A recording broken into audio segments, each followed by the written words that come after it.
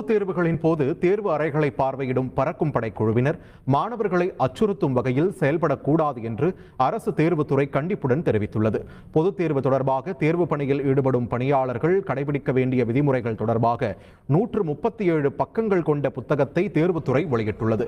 மாணவர்களின் மனநிலை, உடல்நிலை, தேர்வு எழுதும் நேரம் பாதிக்காத வகையில் செயல்பட வேண்டும் என்றும், சந்தேகத்திற்குரிய மாணவர்களை மட்டுமே சோதிக்க வேண்டும் என்றும் அறிவுறுத்தல். செல்லக்குட்டீஸ் எல்லாத்துக்குமே ஒரு ஸ்பெஷலான ஒரு வெல்கம் நான் தான் கௌதம் பேசிட்டு இருக்கேன். பப்ளிசம் அவ்வளோதான் கண்ணமணி தொடர்புக்குள்ள இன்னும் ஒரு 5 நாள் தான், 5 நாள் கூட இல்லை, 14 நாள் தான் இருக்குது. பப்ளிசம் வந்துருச்சு, நெருங்கிருச்சுப்பா. இந்த வீடியோவில் ஒரு 4 செக்மெண்ட்டாக பிரிக்க போகிறோம்ப்பா. ஸோ வீடியோ ஸ்கிப் பண்ணாமல் தயவு செஞ்சு ஃபுல்லாக பாருங்கள், ரொம்ப யூஸ்ஃபுல்லாக இருக்கும். முதல் விஷயமா பார்த்தீங்கன்னா பேப்பர் ரிலீஸ்லாம் எப்படி பண்ண போகிறாங்க இந்த வருஷம், அதை பற்றி பார்க்க போகிறோம் முதல் விஷயமா. ரெண்டாவது விஷயமா நம்ம எப்படி நம்ம இம்பார்ட்டன் கொஸ்டின் நம்ம சேனல்ஸ் எல்லாம் அப்லோட் பண்ண போகிறோம், அதை பற்றி பார்க்க போகிறோம் ரெண்டாவது விஷயமா. அந்த மூணாவது விஷயமா ரிசல்ட் எப்போ வரப்போகுது அண்ட் பண்ணால் உங்களுக்கு எக்ஸாம் நீங்கள் எப்படி எழுதணும் அதை பற்றி பார்க்க போகிறோம். ஓகேவா. அந்த 4வது விஷயமா நீ எக்ஸாம் எப்படி எழுதணும்னு சொல்லி பார்க்க போகிறோம். ஓகே. 3வது விஷயமா ரிசல்ட், 4வது விஷயமா எக்ஸாம் நீங்கள் எப்படி எழுதலாம் அப்படின்னு சொல்லி பார்க்க போகிறோம். ஓகேவா. ஸோ சேனலை சப்ஸ்கிரைப் பண்ணிட்டு ஒவ்வொரு விஷயமும் கமெண்ட் பண்ணுங்கப்பா. உங்களுக்கு என்ன டவுட்ஸ் இருந்தாலும் சரி கமெண்ட் பண்ணுங்கள்.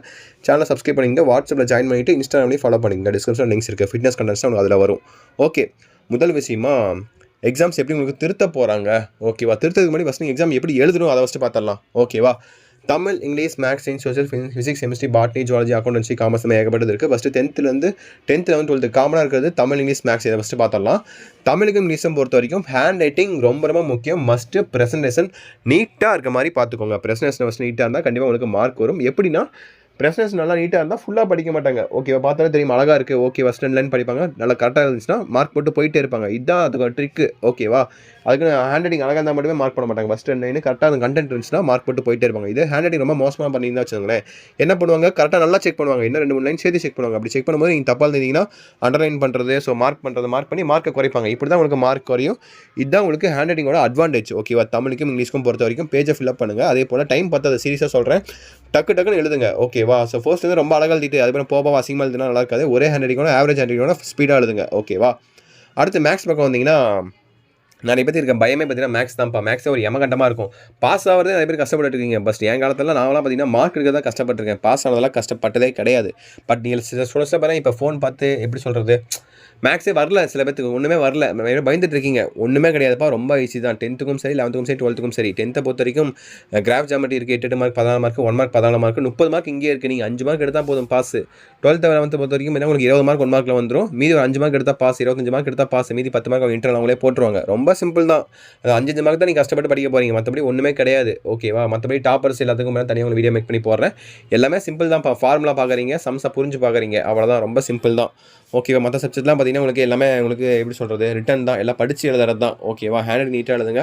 ஸோ அவ்வளோதான். ஓகேவா. அடுத்தபடியாக பேப்பர் கரெக்ஷன் எப்படி பண்ண போகிறாங்கன்னு கேட்டிங்கன்னா, இந்த வருஷம் எலெக்ஷன் வேறு வருதுப்பா. கண்டிப்பாக சொல்கிறேன், ரொம்ப ரொம்ப லிபரல் கரெக்ஷன் தான் இருக்கும். நீங்கள் ஹாப்பியாக இருக்கலாம். ஓகேவா. இதில் நீங்கள் கிளியராக இருக்கலாம். ஓகேவா.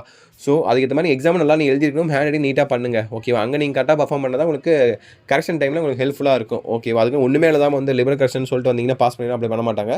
ஓரளவுக்கு நீங்கள் எழுதிருக்கணும். ஸோ போன வருஷம் கம்பேர் பண்ணும்போது இந்த வருஷம் உங்களுக்கு கொஞ்சம் கண்டிப்பாக லிபரல் கரெக்ஷன் இருக்கும். ஓகேவா. நீங்கள் அதை நினச்சி சந்தோஷப்பட்டுக்கலாம், லிபரல் கரெக்ஷன். ஓகேவா. 3வது விஷயமா, ஸோ உங்களுக்கு நான் எக்ஸாம் டைமில் எப்படிலாம் உங்களுக்கு இம்பார்ட்டன் கொஸ்டின் அப்லோட் பண்ண போகிறேன் அப்படின்னு கேட்டிங்கன்னா, நீங்கள் கேட்குறத அப்லோட் பண்ண போகிறேன். ஓகே. எல்லா எக்ஸாமுக்கும் பார்த்தீங்கன்னா மாடல் கொஸ்டின் 2-3 அப்லோட் பண்ணுவேன்.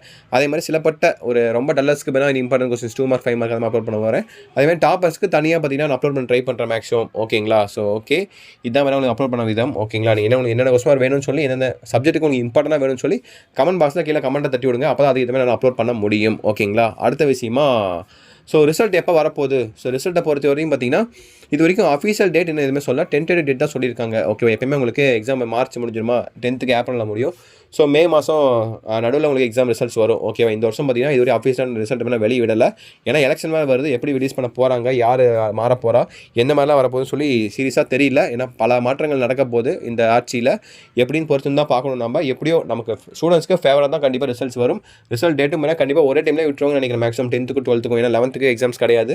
ஸோ 10th 12th ஒட்டுக்காக விட்டுருவாங்கன்னு நினைக்கிறேன். ஸோ அதை நினச்சி நம்ம ஹாப்பியாக இருக்கலாம். ஓகேவா. ஸோ இதான்ப்பா.